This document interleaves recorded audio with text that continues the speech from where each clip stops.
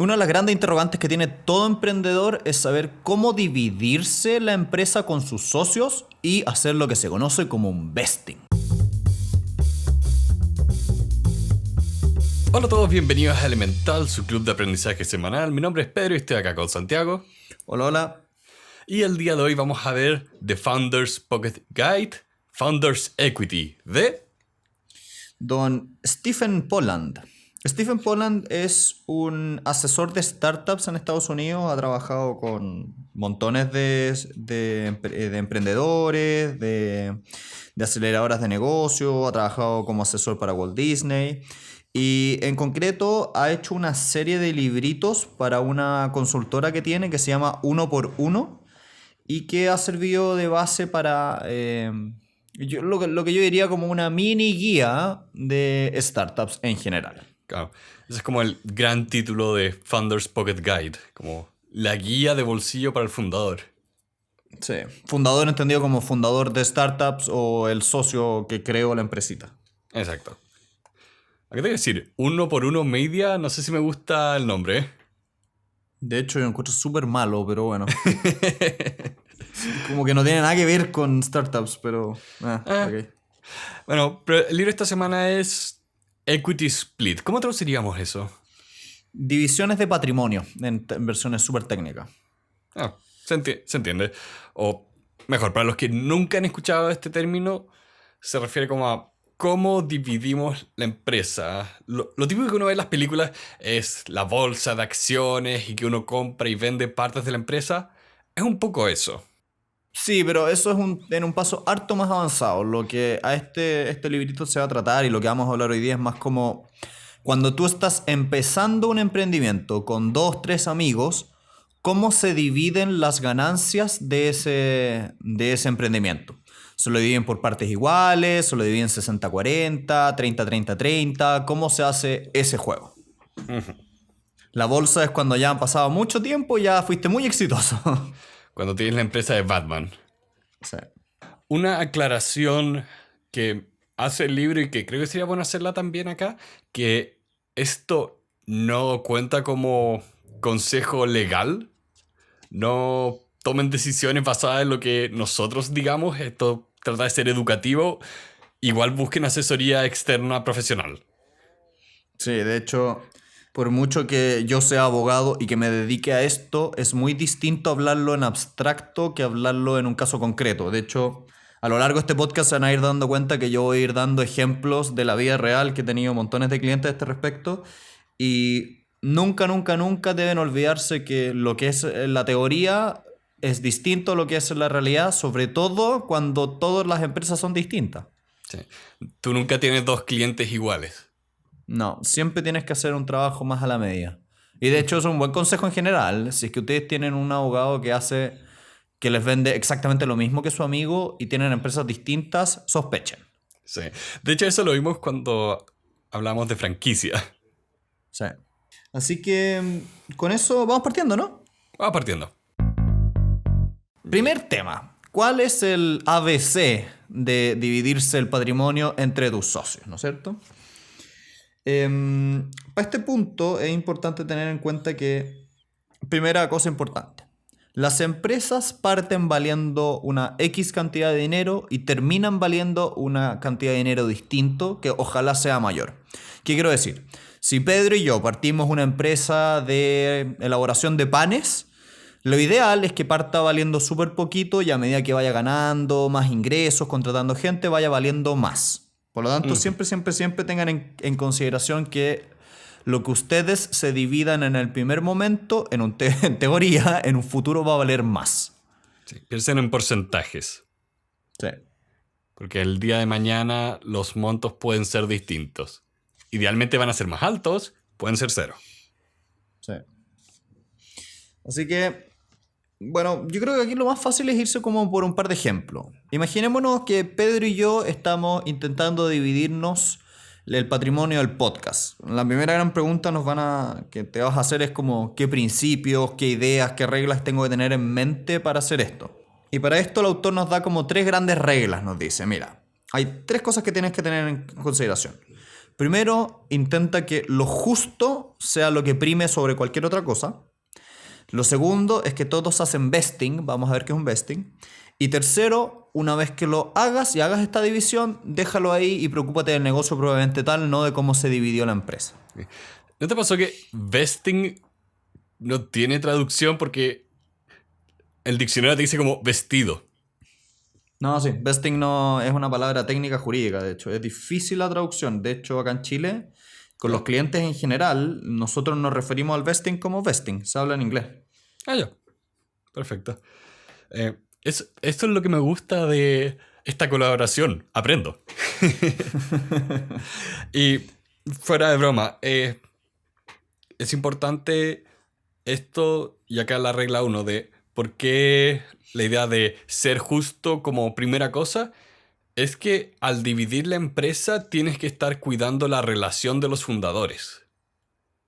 No te puede pasar de que al momento de decir, ok, ¿cómo vamos a dividirnos esto? Se arme una pelea. Sí, que también pasa mucho que hay ciertas cosas emocionales que hay que tener en consideración respecto a este punto. Por ejemplo, si Pedro y yo nos dividiéramos el podcast, no sé, 70-30, Pedro 70, yo 30, eso lo que se traduciría es que eventualmente, si esto le va bien, yo tendría un cierto resentimiento. ¿Por qué? Porque partimos al mismo tiempo, los dos le hemos puesto trabajo. Entonces, si tú desde el minuto 1 haces una división que no es igualitaria, ten en consideración que eso tiene que estar justificado. Sí. No puede ser porque sí. Porque si es porque sí, eso va a terminar dañando la cultura corporativa. Porque también significa un poco de cuánto valorizamos el trabajo de la otra persona. La idea no es terminar como los hermanos Gallagher. Esos son los de Asi, ¿no? Sí, hermano Ok. Gallagher. La idea no es terminar así. Y un ejemplo pequeño que me gusta harto acá, por ejemplo, los hermanos Green, que tienen una serie de empresas educativas. Ellos partieron como fundadores, pero después el mayor se dio espacio y de hecho dijo, ¿sabes qué? Me acomoda mucho más ser empleado tuyo que estar acá como tomando decisiones. Ya. Entonces, ahí eso era lo que a ellos les parecía más justo y que era mejor en largo plazo. Sí.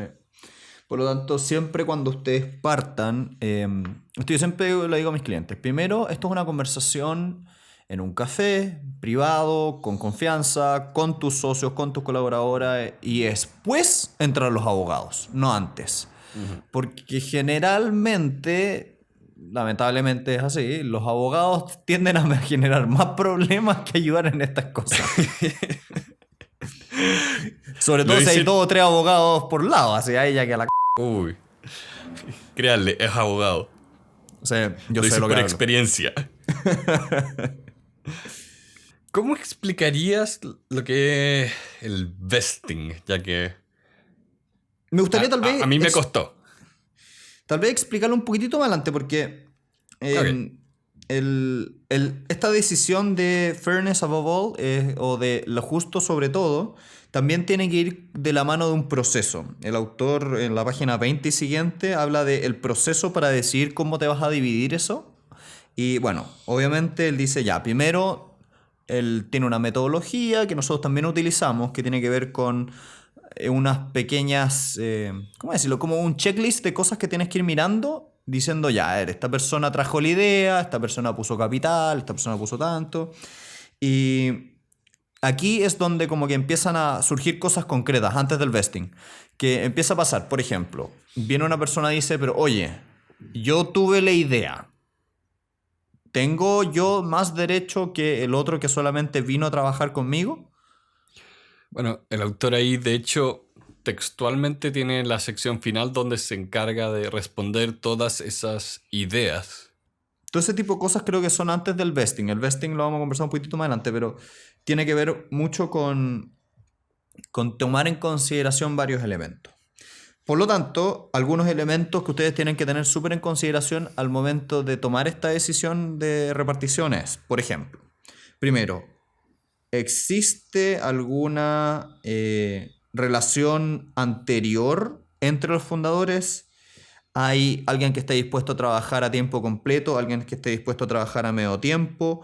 cuánto sacrificio está haciendo cada uno, cuánto dinero le está poniendo cada uno, cuánta experiencia y habilidades está aportando. Es muy distinto cuando ustedes tienen dos socios que uno pone el dinero y el otro pone la habilidad, Sí. a cuando dos personas ponen solo la habilidad o cuando dos personas ponen el dinero y contratan a un tercero. Todo ese tipo de cuestiones ustedes tienen que irlas tomando en consideración. Sí, acá literalmente el autor pone... de hecho, me imagino que está gratis en internet, porque en el libro yo seguí un link a un Excel con unos formularios. Yo imagino que en tu libro físico tenía el link. Tenía el link, efectivamente. Sí, porque acá literalmente es evaluar la calidad de los fundadores. Hacer un proceso, que esto sea un proceso. Sí, de hecho, ahí lo que es súper recomendable es, ya, siéntense con sus amigos, tomen la decisión entre ustedes y después pidan asesoría profesional a alguien que sepa. Por ejemplo, nosotros hacemos muchas veces esto con los clientes y empiecen a hacer lo que el autor llama un founder test, pero en la jerga común y corriente básicamente es tomar una asesoría de una persona experta, externa, ojalá un tercero, que sea más objetivo, y que te vaya midiendo distintas cosas. Por ejemplo, cuál es el potencial, qué es el tipo de valor agregado que pone, porque es muy distinto un fundador que te pone como el conocimiento de negocio, otro que te pone el conocimiento técnico, otras personas que te ponen el conocimiento del mercado. Hay que tomar en consideración varios elementos y ahí siempre lo ideal es tener a alguien que sepa o que ya lo haya hecho antes para que los vaya acompañando en el proceso. Sí, porque hay que cuidar... A ver, sí, porque esta es la parte complicada, que mientras más personas, más compleja va a ser como la dinámica del grupo. Y tienes que manejar todos los egos, las expectativas. Entonces, yo encontré que esta herramienta que el autor entregaba era muy práctica porque me ayudaba como a bajar las ideas al suelo, poner todo en papel y empezar a evaluar las distintas cosas. Más que decir... También, Más que tratar sí. como de adivinar cuánto vale mi aporte. También pasa mucho que uno tiende a tener la tentación de pensar que por el hecho de que una persona esté al comienzo de un proyecto, eso no lo hace necesariamente un fundador del proyecto. Muchas veces, por ejemplo, un caso muy concreto. De hecho, sé que ya, no voy a decir los nombres de las personas por un tema de secreto profesional, ni los nombres de las empresas, pero voy a dar el ejemplo. El otro día estuve trabajando con una empresa joven que tenían 2 fundadoras y un fundador. Y esas 2 fundadoras eran respectivamente una ingeniera civil y una ingeniera comercial. Y este hombre que estaba era una persona técnica que se dedicaba a la parte de nutrición, era un nutricionista. Y lo interesante era que estas 2 personas, estas 2 mujeres, eran súper buenas para conseguir fondos públicos, habían hecho todo un proceso de creación de una marca y todo. ¿Ya? Y como hombre, no voy a decir quién es, la gracia que tenía era que había hecho ciertas investigaciones con un tipo de ingrediente para poner estos productos que ellos vendían. Entonces, se empezó a dar la dinámica donde esta persona, este hombre, lo que él quería era no un pedazo de la empresa, sino más bien él quería un sueldo, un salario mes a mes. Entonces, se empezó a dar la dinámica que por mucho que las 3 personas hayan estado en un principio de la empresa, en concreto tenía ya una persona que en realidad lo que él quería era un sueldo y no quería un pedazo de la empresa. Por lo tanto, ¿a qué voy con eso? Que muchas veces, aunque esté al principio de la empresa y lo estés usando, puede ser un empleado de la empresa. Una persona que quiere un sueldo en verdad es un empleado, no es un socio. Claro. No sé si lo dijimos al principio, pero por lo menos el libro lo pone textual. Los fundadores son las personas que trabajan por pedazos de la empresa. Sí. Que es muy importante porque también esta es otra recomendación muy concreta. Otro caso. Tengo otra clienta que lo que le había pasado... Puedes hacerlo todo más anónimo si ni siquiera das los géneros. Sí, bueno, podría ser, pero no lo mismo, ya. Sí, el punto es que ya eran dos personas y una de esas dos personas le pasó algo muy similar a esto. Era una persona que tenía como varias empresas y la otra era una persona que tenía un trabajo a tiempo completo y en su tiempo libre estaba emprendiendo en esto. Entonces, esta persona que estaba en su tiempo libre, en verdad, lo único que quería era que le pagaran un sueldo y la otra persona quería la empresa completamente. Y lo que era muy divertido era que la persona que tenía estas empresas estaba con las ganas de decir, ya, pero es que yo le tengo que dar tanto porcentaje a él porque él partió, no sé qué, y es que él va a ser un muy buen fundador. Y yo la miraba y le decía, pero, a ver, momentito. Cuando una persona te dice que en vez de dame un pedazo de la empresa, dame por favor un sueldo, te está diciendo de manera inmediata que realmente no cree tanto en la empresa, en el futuro de la empresa. Él prefiere el dinero concreto más Inmediato. que la oportunidad de ganar algo en el futuro. Que eso es solo la mentalidad empresarial o de emprendedor. Ujú. Entonces, también tengan eso en consideración, que es otro tip muy importante. Siempre que alguna de las partes prefiere dinero en efectivo sobre participación es porque no tiene tanta confianza en el proyecto. No Sí. necesariamente, no es obligación, pero es más No, pero probable. es que quizá confianza, decir que no es de confianza, lo pone en un tono muy negativo, pero te dice que la persona no está viendo este proyecto a futuro, donde como la recompensa viene a futuro o quiere ser parte de esto. Si tú estás pensando, ok, necesito un equipo para fundar algo, esto sería una como bandera roja sobre una persona que dice, esa persona no es la indicada para ser fundador acá. Sí. Lo cual no quiere decir que no pueda ser un muy buen trabajador, pero hay que Mm, tratarlo como un trabajador. sí, es como cuando lo veíamos harto en estos libros de los partners o de contratación. Eh, hay que considerar siempre el factor humano. Uno no contrata robots con sets de habilidades. Sí. Entonces, dependiendo de lo que quieres, qué esperas, ahí tienes que ver cómo te puedes acomodar. Sí. Es interesante este tema porque al final del día tiene muchas repercusiones. Al Sí. final, como tú te divides la empresa, es como se van a dividir las ganancias de la empresa. Y si te llega a ir bien y vendes la empresa por 10 millones de dólares, eso va a pesar. Sí. Y también, ¿qué pasa si es que tu emprendimiento está en una etapa temprana, necesitas personas con ciertas habilidades, pero no tienes capital para pagarles un sueldo? Entonces tienes que empezar a ver, ok, quizás si lo traigo ofreciéndole parte de la empresa, se quede, pero si las personas no creen en ti, o sea, es complicado. Sí.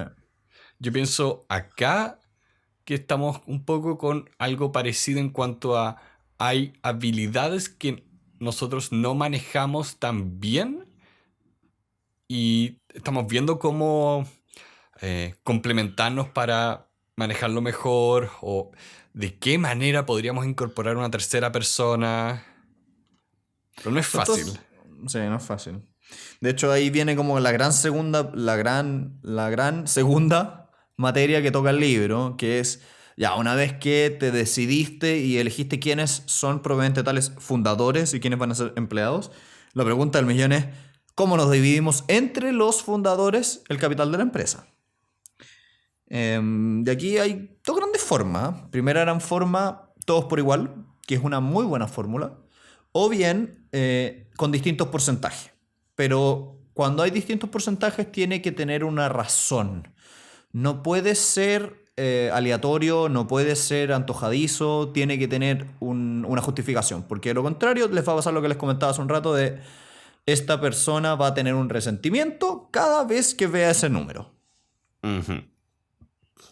Que no es bueno. No es bueno. Bueno, y acá los autores, de hecho, me pareció bastante interesante que hacían una pequeña defensa de por qué una división igualitaria es mejor en el largo plazo. Y hablan harto de, ok, cuáles son como los factores que en realidad tú tienes que considerar al proponer esto. Y decía, mira, la verdad, cuando tienes fundadores de empresas o emprendimientos por lo general, estás trabajando con grupos de gente sin experiencia. Mm, Y también, es raro que puedas enfocarte 100% y decir, ¿sabes qué?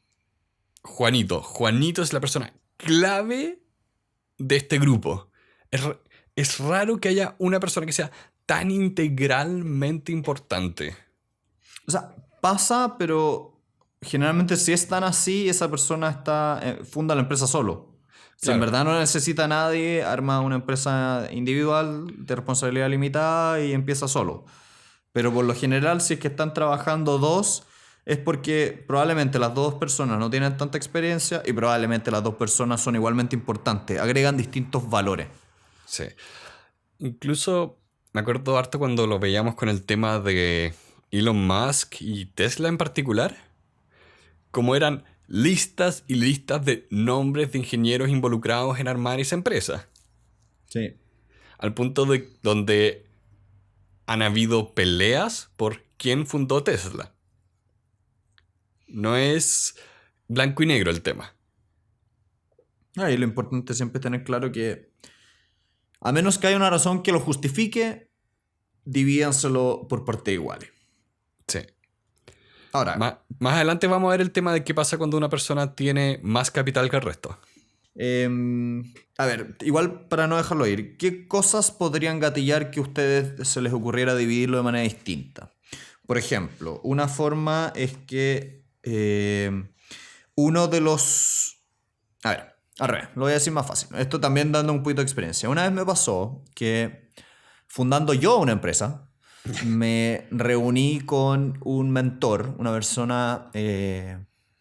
bueno, era una persona que sabía harto del tema y todo, y le pedimos asesoría, y éramos 3 fundadores y esta persona. Y esta persona dijo, mira, en realidad hay ciertos como factores que hacen que un emprendimiento sea más exitoso que otro. Por ejemplo, cuánto liderazgo tiene una de las personas, cuánta experiencia tiene previa en fundación de empresas una de las personas, cuánto dominio técnico tienen del área, cuánta expertise financiera tiene uno de los fundadores, cuánto desarrollo de cliente tienen en conocimiento las personas, cuánto en ventas, cuánto en marketing, cuánto en levantamiento de capital.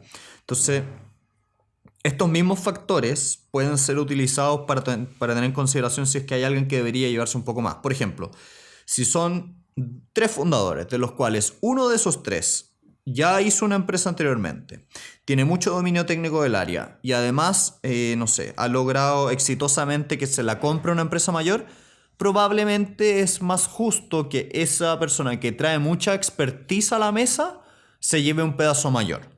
Uh-huh. Sí. Sí. Ahí el tema siempre importante que todas las personas reconozcan esto, hay un acuerdo, que no aparezcan como sorpresas. Mm. No quieren tener no quieren tener una situación como la de Facebook con Mark Zuckerberg. Sí, vieron esa película muy buena. Es muy, muy buena. The Social Network. Ese fue siempre se me confunde, ¿David Lynch o David Fincher? No lo recuerdo en este minuto, pero sé que es uno de esos dos. Es Fight Club. El gallo que hizo Fight Club, Seven, The Girl with the Dragon Tattoo, ya ese gallo, lo puedo poner en las notas. Sí. Pedro, una pregunta para ti. Si es que viniera una persona que ya tiene un podcast muy conocido, muy grandote, y te ofreciera entrar a la empresa, ¿le ofrecerías participación? Y de ser afirmativa la respuesta, ¿qué tomarías en consideración para ver cuánto le asignarías a él? Esa es una buena pregunta. A ver, pero lo tengo que considerar como el apego sentimental que yo tengo al proyecto de que no lo quiero ceder. ¿Ya? Entonces, incluso si la persona quiere traer experiencia y todo, no me gustaría decirle, ¿sabes qué? Tú ten la mayoría. ¿De acuerdo? Entonces sería como, a ver, ¿te quieres unir y nos dividimos esto por partes iguales o quieres asesorarnos? Mm. Porque ante lo cual te acabo de poner es una cosa muy habitual cuando vienen inversionistas. Eh, Te acabo de poner contra la espada de la pared a propósito, como para mostrar un poquitito como el dilema que tiene un fundador cuando viene un tercero y le dice, en este caso lo puse como una persona que sabe de podcast, pero muchas veces lo que sí vienen es como, te ofrezco tanta cantidad de dinero a cambio de un porcentaje. Claro. Entonces, Los hay que tener... inversionistas ángeles, todo ese tema. Y ahí tú hiciste lo que le pasa a todo emprendedor, que es, todo emprendedor tiene una conexión emocional con su empresa, es como un hijo. Sí, sí. No, y hay que reconocerlo. Hay que estar completo, hay que ser honesto con uno mismo en estas cosas. Por ejemplo, yo soy pésimo para estas cosas porque a mí me encanta mantener el control de la empresa y ojalá ceder la menor cantidad de participación posible. Ok, ahí la pregunta que te tendrías que hacer es, ¿qué tiene que ocurrir para que cambie la situación? Porque Mm, sería, ¿qué tiene que traer otra persona para que yo en definitiva quiera vender no solo parte de la empresa, sino el control? sí, Que es distinto, es sutil, pero es distinto. sí. También es complejo porque al final del día eh, muchas veces la tentación de no darle un pedazo a nadie implica que no tienes la suficiente aceleración para hacerlo crecer bien. Sí. Entonces, hay veces que necesitas la ayuda externa y es parte del oficio, digamos. Es horrible. Es una decisión bien, bien difícil. Eh, Acá había un tema que yo te lo quería mencionar porque encuentro que es muy propio de la cultura estadounidense que trae este libro, que habla mucho de si es que la persona que te venga a ayudar tiene experiencia con salidas, que es cuando básicamente venden el startup y se van. Sí, eso es muy, muy Silicon Valley. Sí, Acá en Chile existe, pero es más raro. sí, esa idea de, mira, fundas algo para venderlo y después te vas. Yo que soy más emocional para ciertas cosas, me parece como frío. Es que, a ver, ahí también hay que tener muchas cosas en consideración. La estrategia de salida, que es lo que Pedro está hablando, para los que no saben, es qué vas a hacer tú como fundador una vez que a la empresa le vaya bien. Hay personas que, como Pedro dice, no, yo me quedo con mi empresa muchos años y me quedo contento con lo que estoy haciendo. En cambio, hay otras personas que lo que dicen es, voy a crear un proyecto, lo voy a hacer crecer durante 5 años, voy a pasar hambre durante 5 años y al quinto año lo voy a vender a una empresa más grande y con eso voy a estar listo financieramente para el resto de mis días. Que yo encuentro dentro de bastante legítimo. Está bien, trabajaste 5 años, armaste un proyecto bonito, te encantó y lo vendiste a un inversionista que lo va a cuidar, no lo va a destruir, va a seguir existiendo la empresa, pero tú ya te puedes dedicar a viajar por el mundo, lo que sea. Exacto. Entonces, Ah, mi aprobación no es necesaria para sus vías, que quede claro. sí. Entonces, lo que este libro sugiere es que, por lo menos en Silicon Valley, existen muchos emprendedores seriales que se llaman, que es como un empresario que ha hecho más de una empresa y que en las empresas que ha hecho anteriormente ha salido exitosamente, que quiere decir eso, que ha logrado venderla por una buena cantidad de dinero. De hecho, muchas veces los inversionistas ángeles, que son personas que invierten en empresas en un estadio muy temprano, son personas que en algún minuto tuvieron una empresa, la vendieron súper cara y ahora con ese dinero que tienen empiezan a invertir en otros pequeños proyectitos a ver si uno de esos también crece y ganan más dinero y así. Ujú. Es todo un tema. La cosa es que una persona que ya pasó por el proceso de vender la empresa es una persona que ya hizo probablemente una gran serie de cosas bien. Bueno, ahí es donde hay que como ponerle un precio a la experiencia. De, porque si la persona no está haciendo asesoría externa pagada, te va a pedir parte de la empresa y tienes que pensar, a ver, ¿cuánto vale esta experiencia que yo no tengo? Sí. Porque ahí es muy, muy distinta la cosa. Em, sí, volviendo a la pregunta que me hiciste antes y como tragando la pastilla de la humildad, hay muchas cosas que acá encuentro que se podrían hacer mejor que alguien que tiene más experiencia, creo que podría manejar mejor que yo.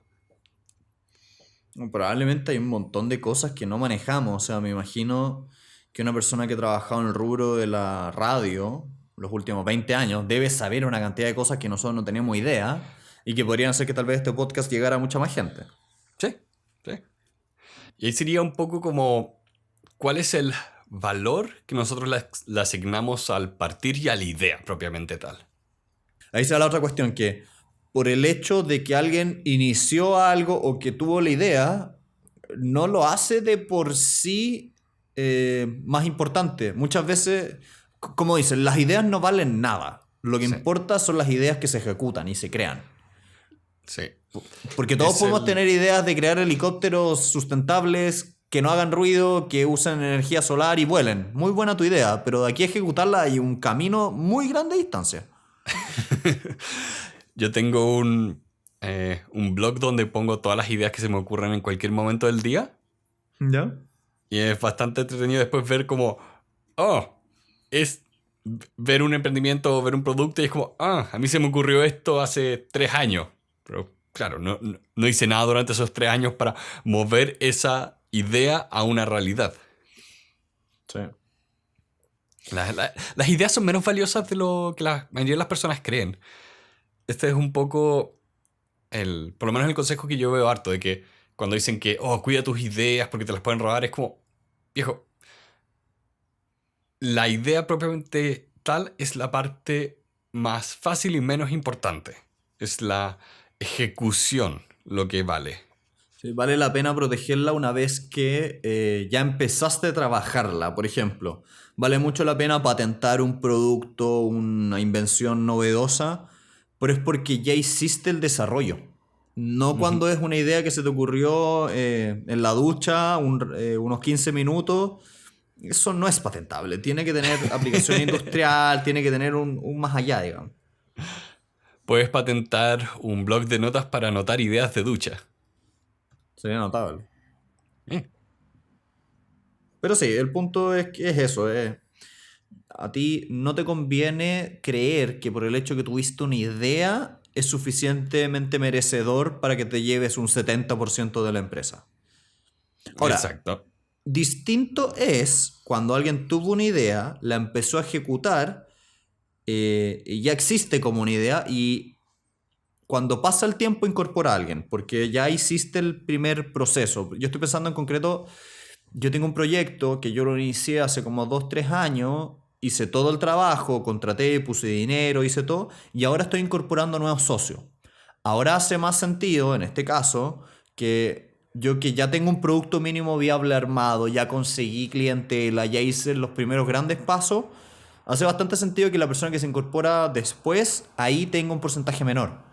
Pero es porque Claro. se justifica porque hubo un trabajo detrás, no fue solamente la idea. Sí.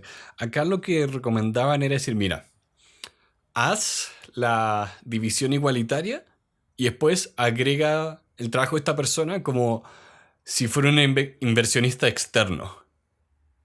¿Cuánto le darías? Sí. Exacto. ¿Te parece que vayamos al vesting? Vamos al vesting. Porque siento que estamos dando vueltas alrededor de este tema Sí. que tenemos que hablar una vez por todas. A ver, definiendo un poquito el vesting para aquellos que no lo entienden o nunca han escuchado la palabra. Para los mortales. Para los mortales. Cuando ustedes inician un emprendimiento y tienen, o sea, 2 personas que se deciden dividir el capital de la empresa, una de las cosas que a ustedes les empieza a pasar es, chuta, a medida que pasa el tiempo, ¿qué pasa si uno de los fundadores no deja de trabajar de la empresa o no hace lo que dijo que iba a hacer? ¿O qué pasa si, lo muy clásico, se entusiasma durante los primeros 2 meses, te ayuda un montón y después desaparece y tú sigues haciendo todo el resto del trabajo? Si te pasa eso de que tú partes y tienes una persona que a los 2 meses desaparece, tú vas a seguir haciendo tu empresa, pero esta persona va a seguir teniendo ese pedazo de la empresa, esa participación en el capital, aun cuando no esté haciendo nada. Por lo tanto, ¿Qué es un vesting? Un vesting es un pacto que se hace entre los socios al momento de armar la empresa, al momento de constituirla, que dice, si es que tú, A, cumples una serie de cosas, de requisitos en cierta cantidad de tiempo, tú vas a efectivamente acceder al el porcentaje del capital que acordamos. Si es que no cumples esta serie de requisitos o esta serie de metas que nos propusimos, no vas a poder acceder a la totalidad del capital y el porcentaje que se te había asignado. Por el otro lado, opción B. Si es que tú, aunque no, el primer tipo es un vesting relacionado con condiciones. El segundo tipo, si es que tú te mantienes en la empresa por una cierta cantidad de tiempo, tú vas a ir ganándote tu participación a medida que pasa el tiempo. Eso es un vesting con un calendario de tiempo. Y obviamente hay una mezcla, tú puedes tener tiempo más condiciones. Con esto, ¿qué te aseguras? Que no tengas fundadores que iniciaron el proyecto y después desaparecen o no hacen lo que dijeron que iban a hacer. Sí, es una herramienta como de prevención de problemas. Sí. Es ¿Y qué es? capturar todos los problemas potenciales antes de que ocurran. Y la gracia es que lo escribes antes de que todo pase. Para que sea más justo. Exacto. Es capturar cualquier problema potencial que pueda ocurrir en el camino, porque hay que considerar que la vida a veces te... shit happens. Entonces, ¿qué pasa si es que, incluso que lo mencionan, estabas feliz trabajando como parte del emprendimiento y se muere un familiar o tú tienes un accidente? Hay que considerar esas cosas también. Y tal vez incluso, como tú decís, no es mala voluntad. Hay muchas No, veces no. que algo pasa en la vida que te obliga a conseguir un trabajo que te dé ingresos más estables, porque al principio los emprendimientos no ganan tanto dinero, para poder hacer frente a necesidades importantes.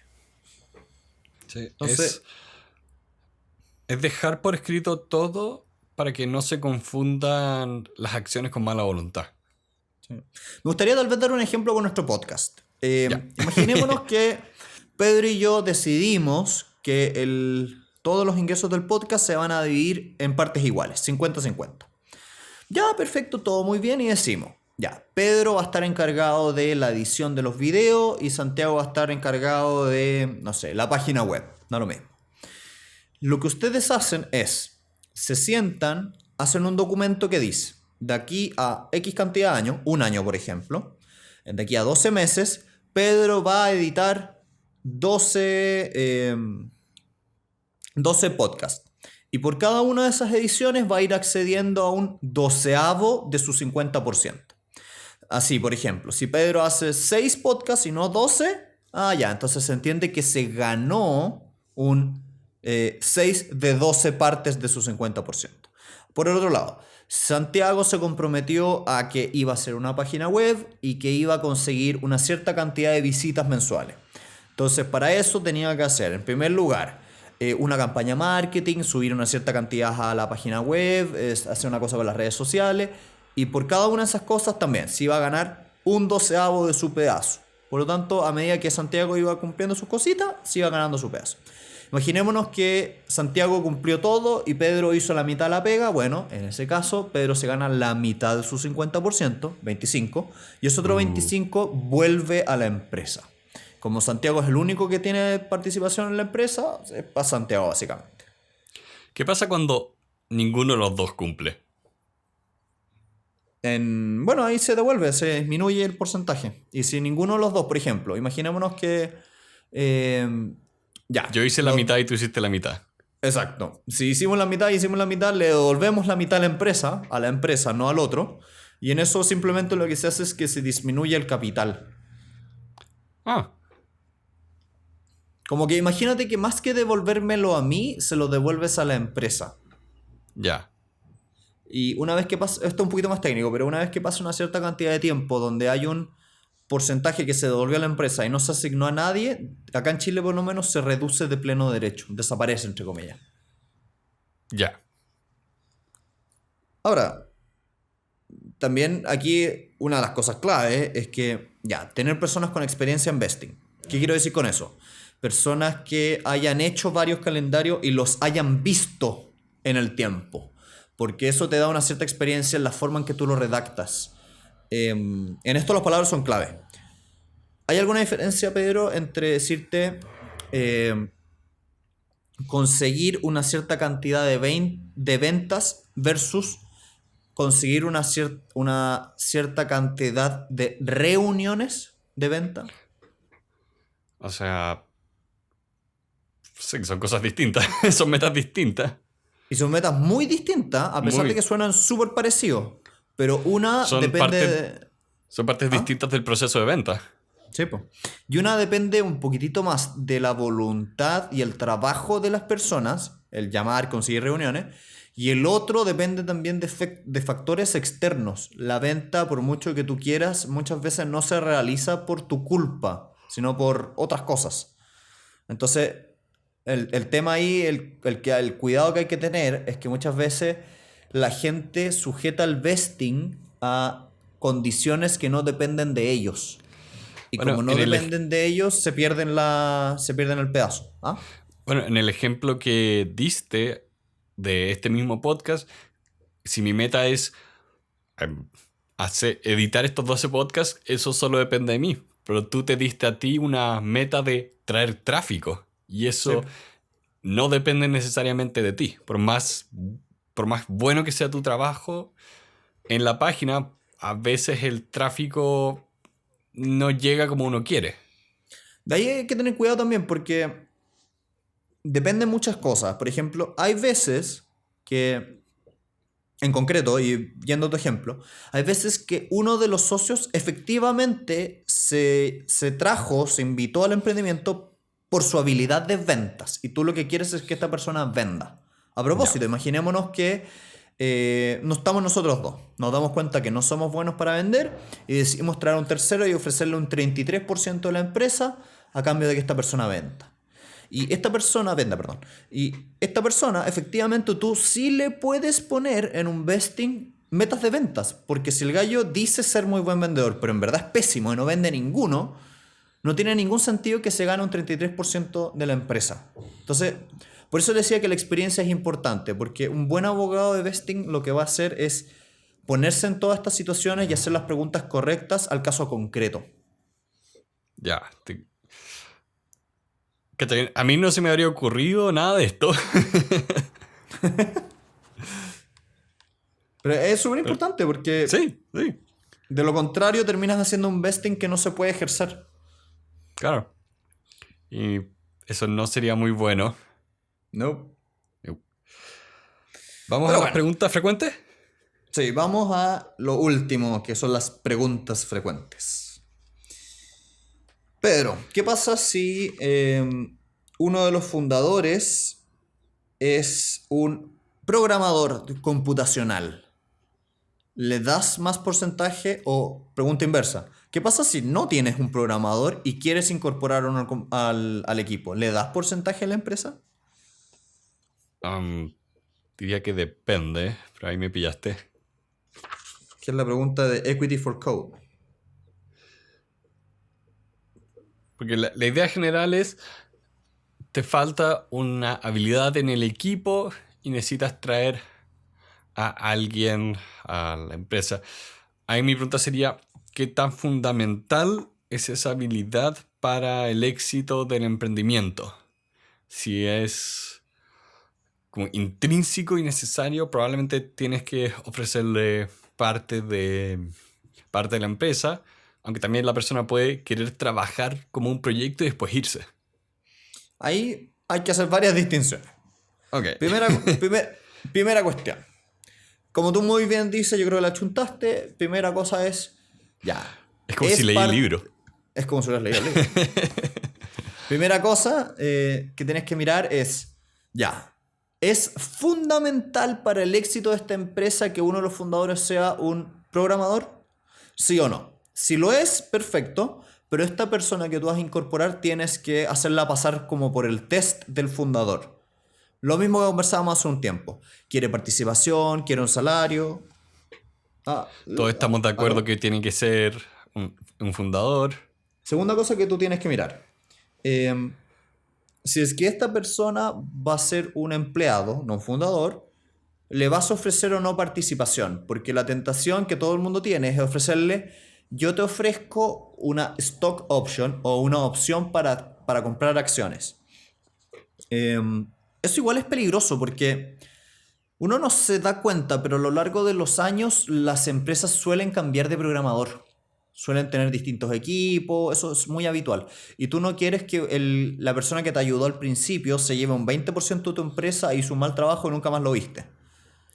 Por eso hay otras alternativas. Tú le puedes ofrecer un cierto porcentaje de las utilidades por una cierta cantidad de tiempo. Que eso se llama un revenue sharing plan o un plan de repartición de utilidades. Todo este tipo, en Chile también se llaman gratificaciones. Todo este tipo de cuestiones son cosas que tú tienes que tomar en consideración y no caigan en el error de novato de pensar de que, por el hecho que yo necesito un programador, le voy a dar un porcentaje de la empresa.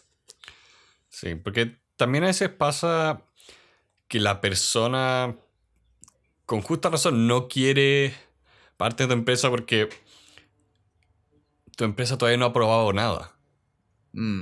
Ocurre con mucha mayor frecuencia en el rubro, por decirlo, como del arte y el arte digital en internet, que personas dicen, mira, tengo una muy buena idea, no tengo dinero, pero si tú haces la portada de mi libro o página web, eventualmente te va a llegar. Y eso es como de las cosas más frecuentes que le piden a todas las personas que saben usar Photoshop en internet y la que más frecuente rechazan porque una idea, de nuevo, una idea no es nada hasta que se empiece a ejecutar. Sí. Nadie trabaja por exposición. Que lamentablemente la gente no entiende y cree que los diseñadores están como por amor al arte. ¿Sí? Sí, o sea, están por el amor al arte, pero, como dice, trata de pagar las cuentas con un abrazo. Sí. Bueno, y por último me gustaría cerrar esto con una pregunta más de fundadores y ir a la parte material y cerremos con el capítulo, digamos. Pero Sí, la porque última las otras pregunta preguntas ya las vimos. sí, la última pregunta que me gustaría hacer es, ¿qué pasa con ese fundador que no está dispuesto a trabajar a tiempo completo y solo quiere trabajar a medio tiempo? Que es curioso porque acá los dos estamos a medio tiempo. Es que esa es la respuesta. Si todos los fundadores están a medio tiempo, no hay problema. Muchas veces al principio los emprendimientos necesitan personas que estén a medio tiempo. Pero eventualmente llega el momento donde la empresa le empieza a ir bien y en ese minuto lo ideal es que al menos uno de los socios se vaya a tiempo completo y eventualmente todos los socios se vayan a tiempo completo.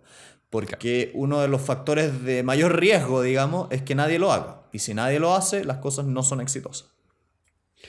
O es otro tipo de negocio, Sí, es un negocio más pequeño. que es un poco lo que tenemos acá.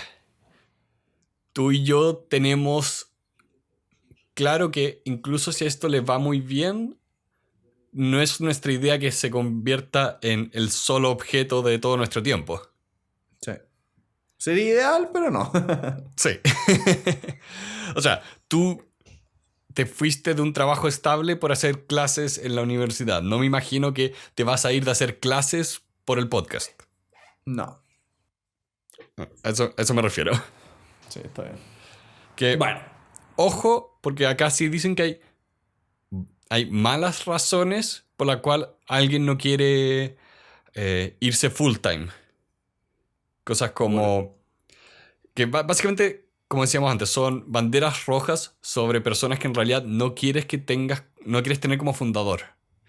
El tipo de persona que te dice como, en realidad estoy esperando a ver si funciona. Solo me voy a unir como fundador una vez que les entreguen capital. Son como pequeñas cosas que te dicen, ¿sabes qué? Este sujeto acá en realidad no me da la confianza como para trabajar con él. Sí, aquí hay algo sospechoso aquí. Sospechosa la cosa. Sí. Bueno, una vez que decidiste un porcentaje creaste un calendario vesting, lo más importante es siempre, siempre, siempre se deja por escrito firmado. Si no, no vale nada. Sí. Porque la Los memoria es acuerdos de frágil. mano y los acuerdos de mano no sirven para nada. Pregúntenle a los hermanos McDonald's y Ray Kroc, que les dejó un acuerdo de $1 millón de acuerdo de mano y nunca jamás lo cumplió. ¿En serio? Sí. Oh. Así que nunca jamás dejen todo en la palabra, la confianza, siempre, siempre, siempre por escrito. Sí. Ahora me acordé de una experiencia que yo tuve con eso. Sí, todo por escrito, siempre. Y si la persona no quiere dejarlo por escrito, se van. Chao. Se acaba la relación. Sospechen, hay algo raro. Sí, me salió caro. Mm. Pero bueno, Pero bueno. errores que se cometen cuando uno es estudiante. Con eso hemos llegado al final del 1 al 10. ¿Qué nota le pondrías, Pedrito? Un 7, sí. Es que, a ver, un poco de contexto, este libro tiene como 77 páginas. Sí, por ahí, ¿no? Sí, es bien corto. Es como parte de una serie más grande, pero tiene esto de que es muy acotado, no pierde el tiempo, va al grano, pero aún así tiene buenos ejemplos de lo que está hablando. Me recuerda mucho al libro de la semana pasada, pero mejor, como que tiene sabor este. Ya. Es algo que no podría explicar más allá de decir como sí es más grata la lectura, a pesar de que es corta nomás. A mí me pareció un 8 de 10. Encuentro que para lo breve que es muy bueno, es muy práctico, los ejemplos son buenos, está bueno, bueno. Estoy quedando como ¿cómo se llamaba el que salía en American Idol? Siempre uno de los jueces es como el pesado. Estoy quedando como el pesado. Ay, ¿cómo se llama? Pero, ¿sabes Ya, a lo que refiero? Que Sí, me sé cuál. Sí. es divertido porque ahora es un arquetipo. Ya. Todos Simon Cowell. todos los programas de talento tienen uno de los jueces que trata de ser el pesado. Simon, Oh, es Simon, pesado. así se llama. Ya, soy el Simon. Sí. Pero creo que es muy bueno, es muy útil y realmente se complementa con lo que vimos cuando hablábamos de las partnerships y de las contrataciones. Que es necesario pensar estas cosas a la hora de trabajar, porque me gustó mucho cuando lo ponía en una parte del libro y lo subrayé de que lo mejor es un acuerdo que cree paz en el equipo, de manera que se haga, se olvide y nos enfoquemos en el negocio y llegar a nuestra meta. Es que lo importante siempre está en que si no tienes confianza dentro de un emprendimiento, ese emprendimiento va a fallar. Sí. Trust is key. Trust is key. ¿Confías en mí? No lo sé, Pedro.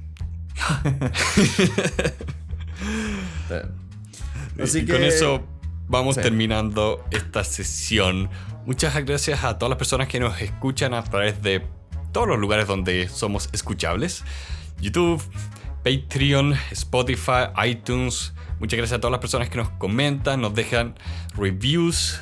También muchas gracias a las personas que están compartiendo estos episodios. Nos ha pasado que varias personas han llegado a nuestro podcast por simplemente un amigo que les envió el link y los invitamos a hacer lo mismo. Somos como el VHS, hay que circularlo. Hay que circularlo. Así que gracias a todos, les deseamos una muy buena semana y nos estamos viendo la próxima semana. Adiós.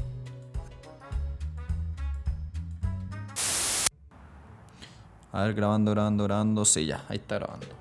Tal vez estoy llegando casi hasta el rojo, pero ya estoy bien. Quizá tengas que alejarte un poco nomás. Sí, ahí estoy bien en teoría. Ya, perfecto. Ya, a la cuenta de 3 aplaudimos. Sí. 1, 2, 3. Listo. Ah, Oye, acá sale no pude- sincronizado. Según yo fue una milésima segundo después del tuyo que el mío, pero ahora no. Creo que eso es por internet. Puede ser. O sea, cuesta pensarlo, pero internet en realidad no es instantáneo. No es exactamente instantáneo, es cierto. La velocidad de la luz es solo muy, muy, muy, muy rápida. La del internet es más lenta, acuérdate, tiene pin. Claro. Thriller for fun. Espera que... Esta versión online no es... ok, Equity Split. No es como muy amable para el tema de título grande, subtítulo más chico. Espera, que casi me da un paro cardíaco porque no está funcionando bien como mi pantalla con Audition. Y pensé que no estaba grabando. Oh, qué paja. Está grabando, pero casi me dio un ataque. Muy bien.